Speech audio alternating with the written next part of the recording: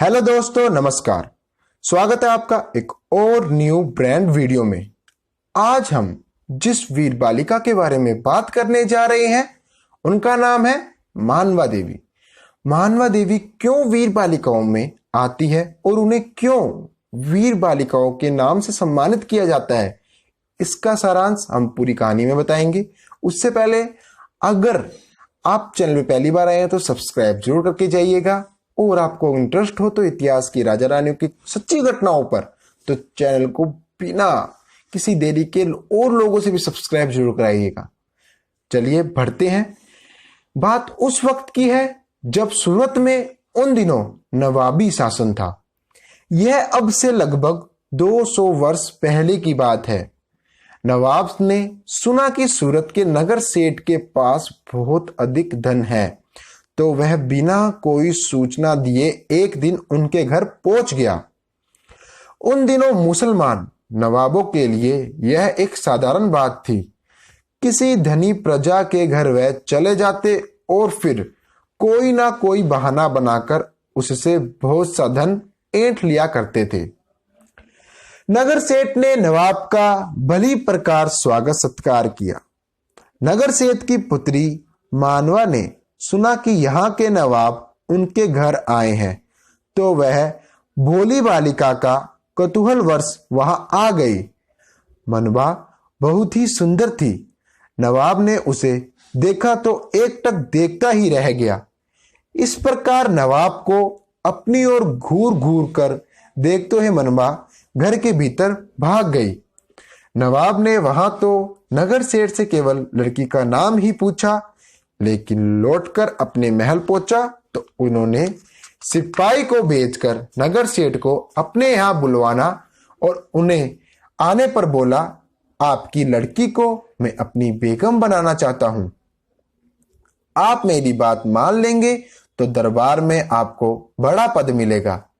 यदि आप मेरी बात नहीं मानेंगे तो मैं आपका सब धन लूट लिया जाएगा, आपको कैद खाने में डाल दिया जाएगा और फिर आपकी बेटी को तो मैं पकड़कर मंगवा ही लूंगा। नगर सेठ बेचारा क्या करता। नवाब कह रहा था, मेरी बात माने बिना अब तुम यहां से बाहर नहीं जा सकते। वह सोचने के लिए 2 घंटे का समय भी नहीं देना चाहता था। विवश होकर उन्होंने नवाब को अपनी पुत्री देना स्वीकार करना पड़ा। सेठ जी घर पहुंचे और साथ ही नवाब ने मनवा को लेने के लिए पालकी भेज दी। मनवा रो रही थी, उसकी माता रो रही थी, पिता रो रहे थे, लेकिन कोई उपाय नहीं था। उसे पालकी में बैठना पड़ा। नवाब के महल में शहनाई बज रही थी। जब पालकी की महल के दरवाजे के सामने पहुंची तो बहुत सी दासियां मनवा का स्वागत करने महल के दरवाजे के बाहर आई। नवाब का महल बहुत ऊंचाइयों पे था। मनवा की पालकी को सीढ़ियों के नीचे लाकर रखा गया। मनवा पालकी से निकली और सीढ़ियों पर चढ़ने लगी। उसकी दोनों ओर बांधियां चल रही थी। मनवा सीढ़ियां चढ़ रही थी और अपने धर्म की रक्षा का उपाय सोच रही थी। ऊपर नवाब उसका स्वागत करने बड़ी उत्सुकता से खड़ा था। मनवा सीढ़ियां चढ़ती गई और ऊपर पहुंचकर एकदम लौट पड़ी। घूमकर उसने अपने शरीर की सीढ़ियों पर फेंक दिया। उसका देह लुढ़कता लुढ़कता तेजी से नीचे चला गया। सेनाई बंद हो गई, बांदियां भौचक्का रह गई। नवाब पागल की भांति सीढ़ियों से दौड़ता हुआ उतरता हुआ मनवा को पकड़ने के लिए। जब मनवा का शरीर पृथ्वी पर पहुंचा, मनवा की आत्मा उससे पहले ही स्वर्ग चली गई थी।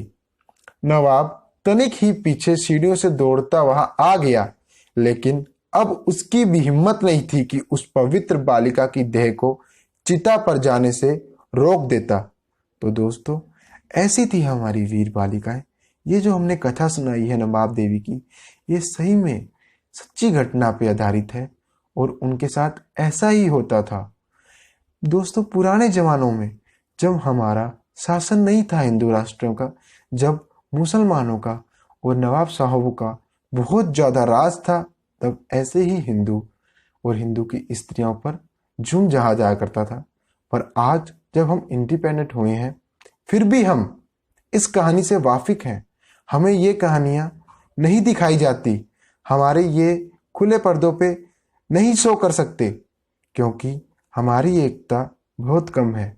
आपसे मैं हाथ जोड़ कर प्रार्थना करना चाहूँगा, अगर आपको भारत के प्रति या भारत माता के प्रति थोड़ी बहुत समानता है तो इस वीडियो को जरूर ज़्यादा से ज़्यादा शेयर जरूर कीजिएगा।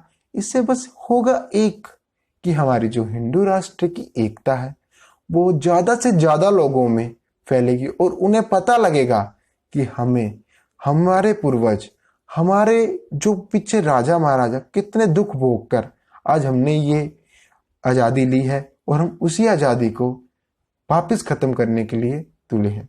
तो दोस्तों, जाते जाते आपसे निवेदन करूंगा, वीडियो को लाइक जरूर करना, चैनल को सब्सक्राइब जरूर करना। आपको ऐसी ही सच्ची घटना पे हम कहानियां सुनाते जाएंगे। आप बस हमें सपोर्ट के लिए शेयर जरूर करना सारी वीडियो को। मिलते हैं नई वीडियो में एक नई कहानी के साथ, तब तक के लिए शुक्रिया। जय हिंद, जय भारत।